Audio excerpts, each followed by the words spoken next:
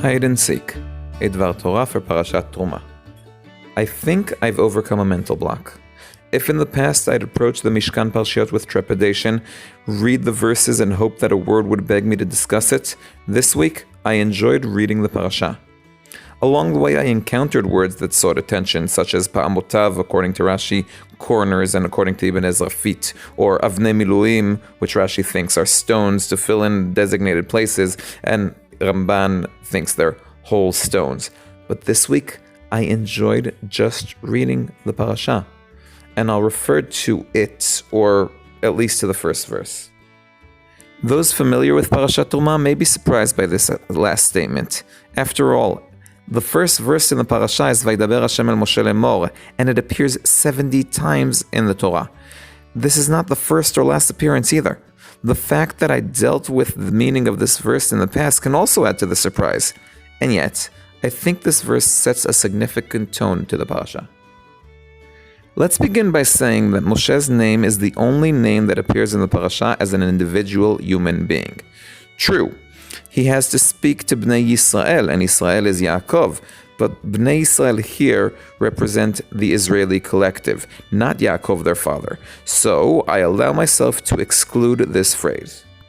So what? Why does it matter? Mainly because that way you can know who the parasha was intended for. Moshe.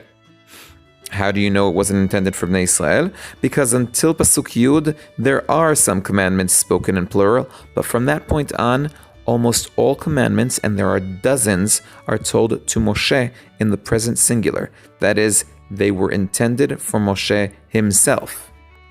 When initially reading the chapter, Moshe's presence and the lack of other presences isn't really noticeable, for two main reasons. First, it's much easier to identify things that are present than those that are not. Second, Moshe himself appears by name only once in the entire parasha, the same verse which we opened with.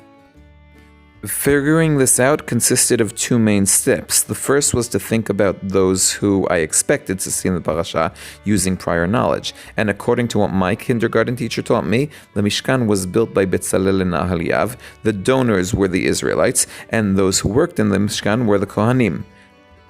The second was to compare our parasha with the other Mishkan Parashot, Tetzaveh, Ki Tisa, Vayakel, and Pkudei, in which surprisingly, Betzalel, Ahaliav, Bnei Israel, and the Kohanim all appear. It is worth noting that each of these characters, or groups, has verses in which they are the heroes. Parashat Tetzaveh, for example, at least at the beginning, the spotlight shines on Aharon and his sons, but he's not alone. The Israelites also have a significant place. Among other things, Aaron was raised from among them, he wears their names on the ephod, and he bears the iniquity of the children of Israel in the tzitz. Betzalel is called to build the Mishkan, but with him are Ahaliav and every wise man. Only Moshe gets a stage almost free of other actors. What I find fascinating is that when I say that Moshe plays a solo part in Parashat Teruma, it's not only among human actors. The number of God's appearances in the verse is equal to Moshe's. 1, in the same opening verse.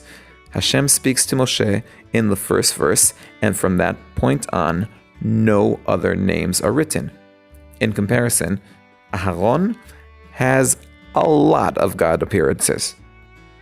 I could explain the lack of names simply. Like most of the Torah, our parasha is also written as a dialogue between Moshe and Hashem, and in a dialogue, there is no need to constantly repeat the names of the participants.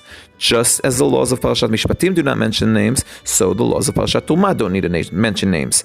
The difficulties I have with this explanation are twofold. First, the law of Parashat Mishpatim do begin as a dialogue between Hashem and Moshe, but very quickly, Moshe ceases to be a party in the matter. In the Mishkan, Moshe continues to receive commands in the present form, and you shall do, and you shall take, and you shall give. The second difficulty is that this isn't a cool perush. Therefore, I'll offer another interpretation. According to my understanding, the purpose of the Mishkan is to be a conduit between the world and Hashem. Although conduits are amazing things for those who can transfer messages from one place to another or other things, sometimes All kinds of things stick to the sides, which may affect the quality of the message. With all their greatness, Aharon, Bezalel, and the children of Israel leave impressions of one kind or another in the Mishkan.